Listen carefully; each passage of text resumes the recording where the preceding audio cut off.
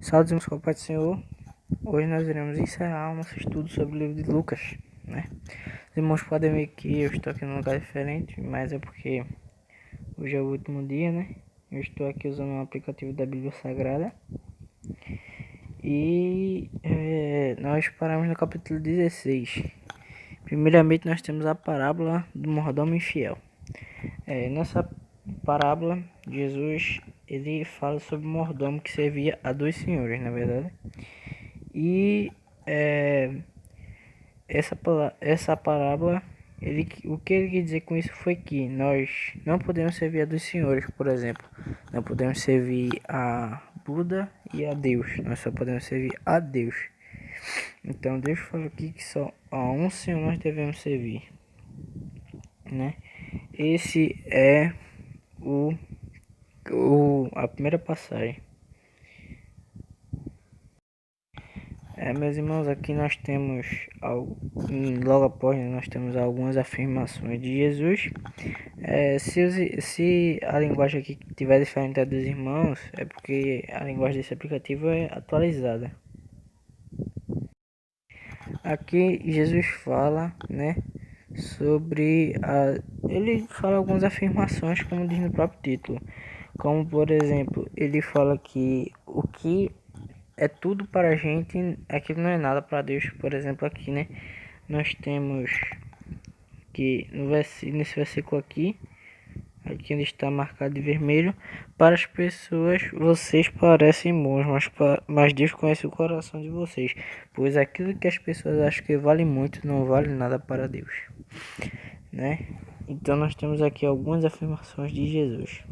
Nós temos também a parábola do rico e Lázaro, não é verdade?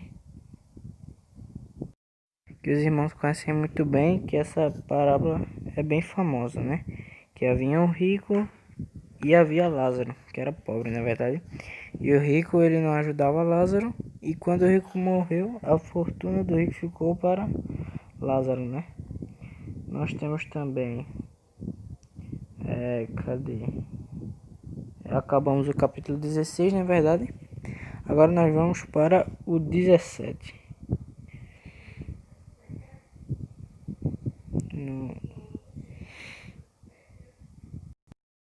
Iniciando o capítulo 17, nós temos o pecado e o perdão, né?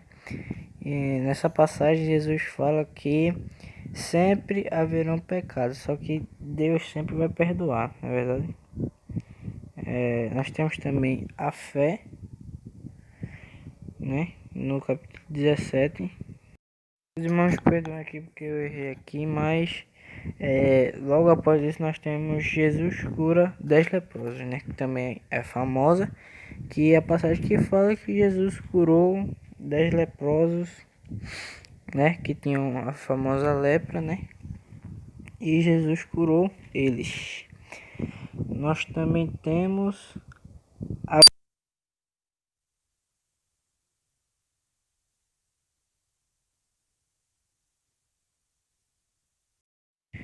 aqui nessa passagem, meus irmãos, Jesus fala, alguns fariseus perguntam como vai ser o reino de Deus e Jesus fala, né? Explica como vai ser, que tem até aquele versículo famoso do relâmpago, né?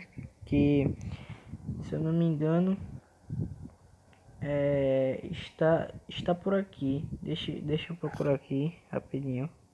Aqui, meus irmãos, no versículo 24, porque assim como o relâmpago brilha de uma ponta do céu até a outra, né?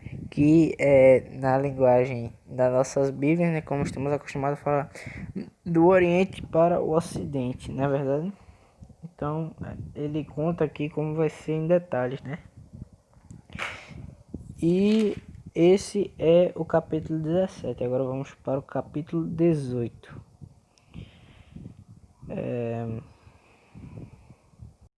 Meus irmãos, nessa passagem aqui Jesus fala sobre a viúva e o juiz, que havia uma viúva que aborrecia o juiz e o juiz foi injusto com ela, na verdade. E Jesus disse que Deus não irá fazer assim, Deus irá, né? Ele irá nos ajudar, ele vai aqui, olha. E o Senhor continuou: preste atenção naquilo que aquele juiz desonesto disse. Será então que Deus não vai fazer justiça a favor do seu próprio povo que grita por socorro dia e noite? Será que ele vai demorar para ajudá-lo? Então, aquela mulher simboliza o povo de Deus e Deus vai fazer justiça por nós. Na verdade, Deus não vai nos deixar. Isso é que ele quer dizer nesta parte aqui do livro, né? Nesta passagem. Nós também temos o fariseu, o cobrador de impostos, né? Que é a parábola do cobrador de impostos que na nossa Bíblia, né, tem assim a parábola do fariseu e do publicano.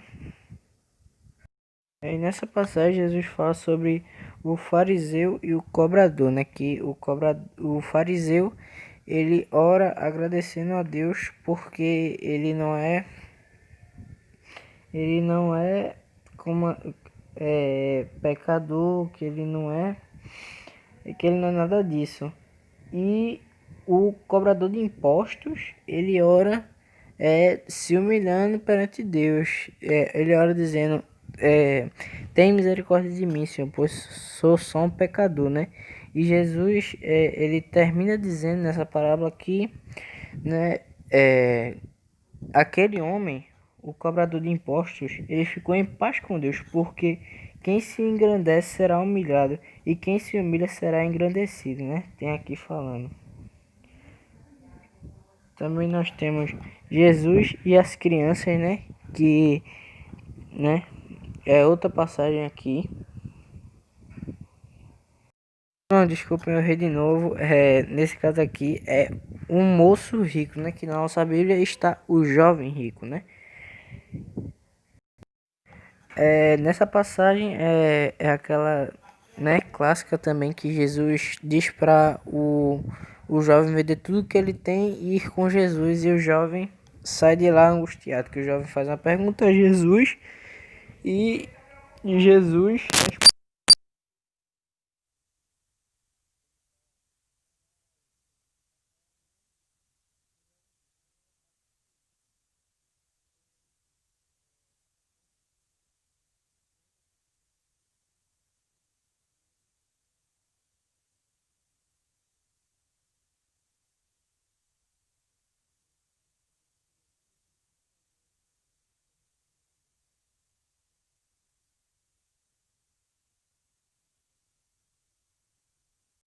E nessa passagem, Jesus, né, fala para todos que o que está escrito, o que os profetas escreveram, que ele vai morrer na cruz por nós, na verdade. Temos também a cura de um mendigo cego, que é a clássica do cego de Jericó, né? Que eu acho que todos já conhecem, né? Sobre o cego de Jericó, que ele clamava. E Jesus foi, curou ele e disse aquela frase bem conhecida, né? Vai, a tua fé te salvou, não é verdade? Agora nós vamos para o capítulo 19, né? Que começa Jesus e Zaqueu, né? Que é Zaqueu publicano. Todos já conhecem que Zaqueu ele sobe numa árvore, né? E para ver Jesus, ele queria saber quem era Jesus, então ele sobe numa árvore e ele chama Jesus para almoçar na sua casa. E chegando lá ele se arrepende dos seus pecados, né? Porque ele era um cobrador de impostos e nessa época os cobradores geralmente eram corruptos, né? E ele pede perdão por seus pecados e passa a ser honesto, não é verdade? E agora nós temos as 10 moedas de ouro, que na Bíblia, né, da nossa Bíblia tem a parábola dos 10 servos e as 10 minas. Meus irmãos, nessa passagem fala sobre o rei que foi para outra cidade e deu 10 moedas aos seus 10 servos, né? E cada servo entregou, por exemplo, nós temos aqui que um servo ganhou 10 com aquela moeda, né? Mas teve um servo que foi ingrato, né? Por causa daquilo. E ele pune o servo. Nós temos também Jesus entra em Jerusalém, que é a clássica que Jesus entra em Jerusalém com o burrinho, né? Meus irmãos, nessa passagem, Jesus ele fala sobre o que irá por vir em Jerusalém, na verdade. Nós temos também Jesus no templo, né?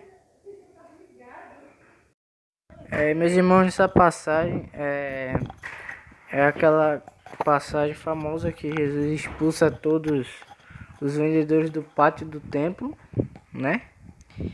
E nessa passagem Jesus ele chega no templo e vê que está cheio de vendedores. Ele traz barracas porque ali é a casa de Deus, na verdade. Isso não se deve fazer. Meus irmãos, partindo agora para o capítulo 20, nós temos a autoridade de Jesus, né? Que Jesus estava no templo ensinando e chegaram ali os chefes, os doutores, etc. E perguntaram a Jesus quem deu aquela autoridade a ele. E ele responde que a autoridade é de João para batizar, né? Uma pergunta está aqui no versículo 3, né? Que diz assim: Jesus respondeu: eu também vou fazer uma pergunta a vocês. Respondam: quem deu autoridade a João para batizar? Foi Deus ou foram as pessoas? Né? E nessa passagem ele fala que Deus ele dá autoridade a Jesus, na verdade. Nós temos os lavradores maus, né? Uma parábola, na verdade, e ela, irmãos, nessa passagem Jesus fala sobre os lavradores maus, né? Que é sobre aqueles lavradores que bateram nos outros, na verdade. Nós temos também a pergunta sobre os impostos, que na Bíblia está a questão do tributo, na verdade. E fala sobre, logo após, nós temos a pergunta sobre a ressurreição, né? Nessa passagem temos esses versículos, o 34, o 30, 35, 36, 17, e o 38 que fala assim: Jesus respondeu: nesta vida os homens e as mulheres casam, mas as pessoas que merecem alcançar a ressurreição e a vida futura não vão casar lá, pois serão como os anjos que não poderão morrer, serão filhos de Deus porque ressuscitaram. E Moisés mostra claramente que os mortos serão ressuscitados quando fala do espinheiro que estava em fogo. Ele escreve que o Senhor é o Deus de Abraão, o Deus de Isaac, o Deus de Jacó. Isso mostra que Deus é Deus dos vivos e não dos mortos, pois para ele todos estão vivos. Nós temos também a pergunta sobre o Messias. Essa passagem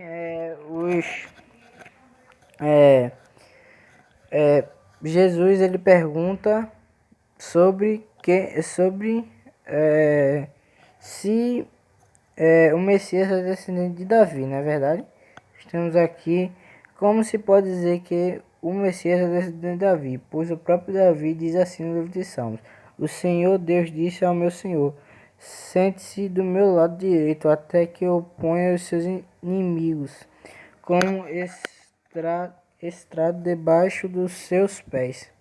Se Davi chamar o Messias de Senhor, como é que o Messias pode ser descendente de Davi, né? E nós temos também Jesus e os mestres da lei. Nessa passagem Jesus fala, ele fala dos mestres da lei que eles fazem coisas erradas e depois oram para disfarçar, na verdade. E nós também temos, agora nós vamos, né, pro capítulo 21 na verdade, 21 desculpa, para o capítulo 21. E nós temos aqui a oferta da viúva pobre, né, que é aquela história famosa sobre a viúva, que ela coloca o dinheiro, as suas únicas moedas na caixinha, não é verdade? Que ela coloca as únicas moedas que ela tinha, ela coloca na caixinha, não é verdade? Jesus, nós temos também Jesus fala sobre a destruição do templo, E nessa passagem fala que algumas pessoas estavam falando como o templo era bonito, e Jesus fala que um dia ali não sobrará pedra sobre pedra. Também nós temos as perseguições e sofrimentos, né, que Jesus ele está falando sobre tudo que vai acontecer, não é verdade? E os discípulos perguntam quando vai ser, e Jesus explica quando tudo isso vai acontecer. Também nós temos quando Jesus fala sobre a destruição de Jerusalém, que ele também fala sobre a vinda dele, né? Nós temos também a vinda do Filho do Homem, né? Nós temos também a lição da figueira. Que Jesus fala sobre uma figueira que quando as folhas começam a brotar é quando começa o verão, né? Indica que está começando o verão.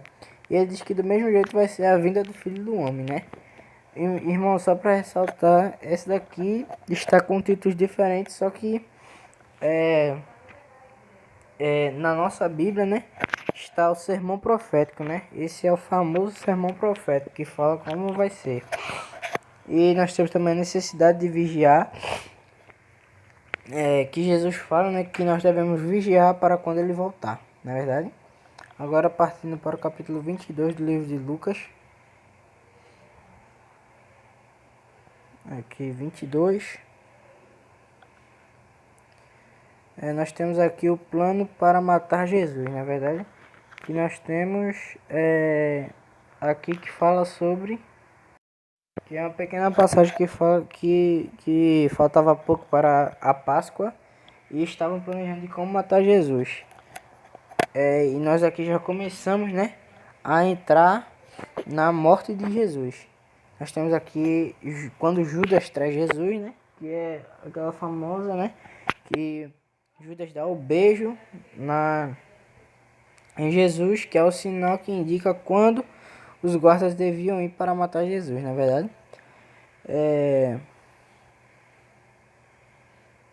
Nós temos também Jesus manda preparar a Páscoa, né? Que é a última ceia nesse caso, né? Nós temos também a ceia do Senhor, que não acabei de falar que é a última ceia. Ele ceia com todos os discípulos e ele fala que um dos discípulos vai trair Jesus, né? Nós temos também quem é o mais importante, na verdade, que os apóstolos perguntam a Jesus quem deles é mais importante. Jesus fala, né, que são todos iguais. E temos também Jesus avisa Pedro, que é quando Jesus avisa Pedro que antes do galo cantar 3 vezes, Pedro vai trair Jesus, na verdade. Temos também Jesus avisa aos discípulos, né? Também temos Jesus no Monte das Oliveiras, que é quando tudo vai acontecer, né? Que os guardas vão prender ele, né? Etc. Nós temos também quando Jesus é preso, na verdade. Nós temos Pedro nega Jesus também, que é quando eles estão no julgamento e Pedro vai. Pedro segue Jesus, porque Pedro era muito amigo de Jesus, na verdade. Então Pedro vai lá e quando alguém fala que viu Pedro com Jesus, Pedro nega Jesus, na verdade. Nós temos também os guardas batem Jesus, né? Que os guardas agrediam Jesus e zombavam dele. Nós temos Jesus diante do Conselho Superior, que era diante de Pilatos, né? Que Pilatos, ele, né, julgou Jesus e mandou ele para a morte de cruz, na verdade. Agora partindo para o capítulo 23, o penúltimo capítulo do nosso estudo,